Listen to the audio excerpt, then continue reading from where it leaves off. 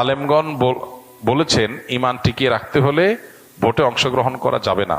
আবার কেউ বলছেন ইসলাম ক্ষমতায় আনতে ভোট দিতে হবে। আমরা সাধারণ পাবলিক কোন দিকে যাব? দেখুন, এই বিষয়ে আমরা বলেছি এর আগে।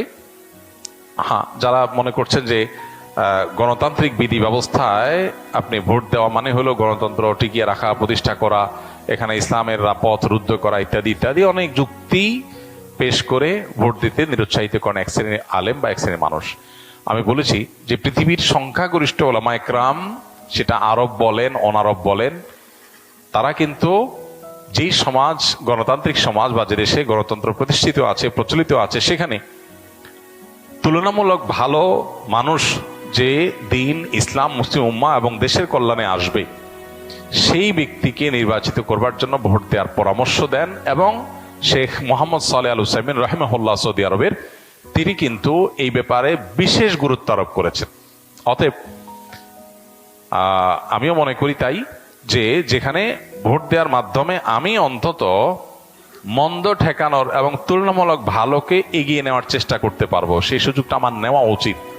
ভোট যাকে দিলাম সে জিতলো না, হতে পারে সে জিতবে না, এরকমটা আপনার মনে হতে পারে, কিন্তু কি হবে, এই ভোটের পার্সেন্টেজ, তার মতামত, সে যদি কোনো সত্য পথের পথযাত্রী হয়ে থাকে, তাহলে তার মতামতকে সমাজে প্রতিষ্ঠিত করার ক্ষেত্রে এগিয়ে যাবে, সে সমাজে প্রভাব তৈরি হবে যে এত পার্সেন্ট মানুষের মতামত এটার কারণে সমাজের বা রাষ্ট্রের নীতি প্রভাবিত হবে। এই জন্য আপনার একটা ভোট গুরুত্বপূর্ণ। আমি মনে করি যে ভোট দেওয়ার চেষ্টা করা উচিত যদি সুযোগ থাকে। আর যে সমস্ত ওলামা একরাম বলছেন না, দেওয়া থেকে বিরত থাকা উচিত, ওনারা একটা দৃষ্টিভঙ্গি থেকে বলছেন, আল্লাহর কাছে তাদের ইস্তেহারের জন্য তারা আজর পাবেন নিশ্চয়ই। আর ওলামাদের এই মত পার্থক্য, এটা ইসলামের সৌন্দর্য।